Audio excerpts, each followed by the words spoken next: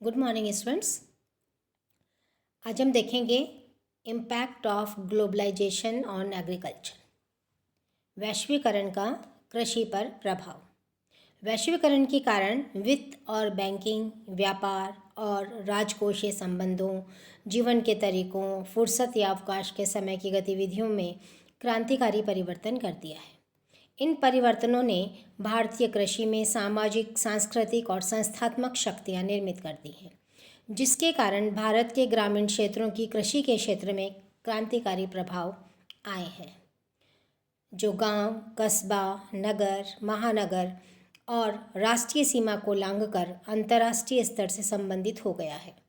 वैश्वीकरण ने भारत की कृषि से संबंधित कृषक संबंध, ग्रामीण परिवार, नातेदारी, जजमानी प्रथा, ग्रामीण जातीय पंचायत, जाति संरचना और उसके कार्य, ग्रामीण सामाजिक संस्थाएं, धर्म, शिक्षा, मनोरंजन, ग्रामीण शक्ति संरचना, ग्रामीण नेतृत्व, ग्रामीणों के जीवन के तरीके, खान पान, वेशभूषा आदि को में आमूलचूल परिवर्तन भी किया और उस प्रक्रिया को, आमूलचूल परिवर्तन की प्रक्रिया को गति भी प्रदान की।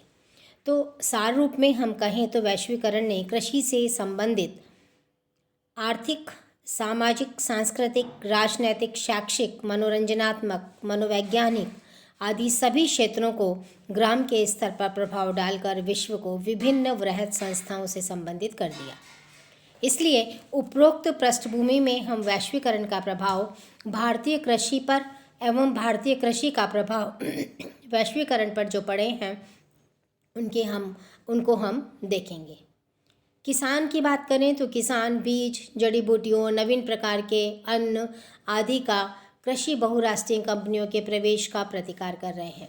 आधुनिक भारत का सांस्कृतिक इतिहास स्पष्ट करता है कि वैश्वीकरण जैसी प्रक्रियाएं नई नहीं हैं। इस प्रकार के परिवर्तन की प्रक्रियाएं यहाँ प्रभाव डालती हैं।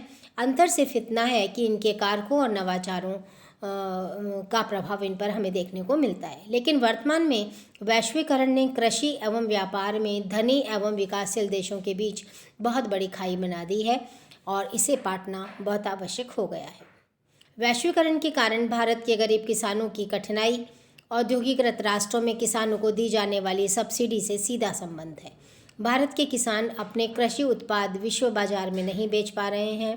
भारतीय किसान की पैदावार कम और खर्चीली है, क्योंकि पश्चिमी देशों में कृषि का औद्योगिकरण हो चुका है। लेकिन भारत में कृषि अभी जीवन का आधार है तथा इसका औद्योगिकरण होना बाकी अभी चल रहा है।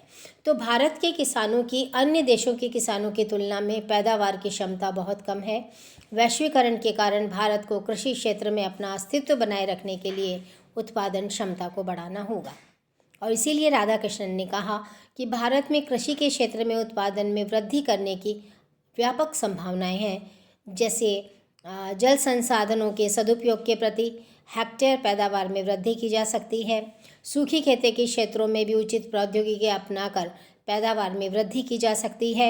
उर्वरकों का औसत उपयोग 72 किलो प्रति हेक्टेयर कृषित क्षेत्रफल के अनुसार रहा है। इसके उपयोग में भी वृद्धि करनी होगी। वैश्वीकरण के कारण भारतीय कृषि एवं इससे संबंधित सभी पक्ष अनेक कठिनाइयों का सामना कर रहे हैं, जिन्हें दूर करने के लिए भारतीय कृषि में क्रांतिकारी परिवर्तन एवं विकास करने होंगे। वैश्वीकरण का सबसे महत्वपूर्ण प्रभाव कृषि पे पड़ा है। उसके परिणाम स्वरूप भारतीय कृषक जहां पहले अपने समुदाय से संबंधित आवश्यकताओं की पूर्ति के लिए पैदावार करता था, वहां अब वह लाभ के उद्देश्य से वस्तुओं की पैदावार करता है। वैश्वीकरण ने भारतीय कृषक को किसान बना दिया है। कृषक वह है जो जजमानी व्यवस्था के अंतर्गत अपने से संबंधित विभिन्न जातियों के परिवारों की कृषि संबंधी उत्पादों की खेती करता है। कृषक का नकदी फसल की पैदावार करना लक्ष्य नहीं होता था, लेकिन आज वैश्वीकरण के प्रभाव के कारण अधिक लाभ संबंधी नकदी फसल की पैदावार करना उसका प्राथमिक लक्ष्य हो गया है। ऐसे लाभ अभिमुखी कृषक को समाज में मिलने चाहिए।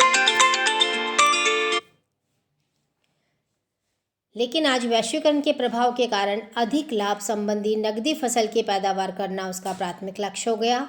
ऐसे लाभ अभिमुखी कृषक की समाज वैज्ञानिक किसान कहलाते हैं। तो निष्कर्षतः हम कह सकते हैं कि वैश्वीकरण ने भारतीय कृषक को किसान में परिवर्तित कर दिया, लेकिन विश्व बाजार में भारतीय किसान प्रतिस्पर्धा में अपने कृषक उत्पाद बेच नहीं पा रहा है और भारतीय कृषि व्यवस्था पर संचार की व्यवस्थाओं जैसे कंप्यूटर, टेलीफोन, इंटरनेट आदि के बढ़ते उपयोग में प्रौद्योगिकी क्रांति से अनेक प्रभाव पड़े हैं और इसका प्रभाव सामाजिक संस्थाओं एवं अंतःक्रियाओं के स्वरूपों पर भी पड़ा है। इन्होंने कृषि के उत्पाद के साधनों और उपकरणों जैसे अधिक पैदावार के बीज, रासायनिक खाद, सिंचाई के साधन, ट्रैक्टर आदि में क्रांतिकारी परिवर्तन किया। तो वैश्वीकरण के प्रभावों ने ग्रामीण जीवन के सामाजिक और सांस्कृतिक संस्थागत शक्तियों का निर्माण किया, जिन्हें राष्ट्र राज्य की सीमाओं को लांघ दिया है। इन परिवर्तनों ने स्थानीय संस्कृति और सामाजिक स्वरूपों की संस्थाओं जैसे परिवार, पड़ोस, समुदाय को भी अव्यवस्थित रूप से प्रभावित किया तथा अनेक प्रकार के सामाजिक नियमहीनता भी इसकी वजह से उत्पन्न हुई है। आज इतना ही देखेंगे। Thank you.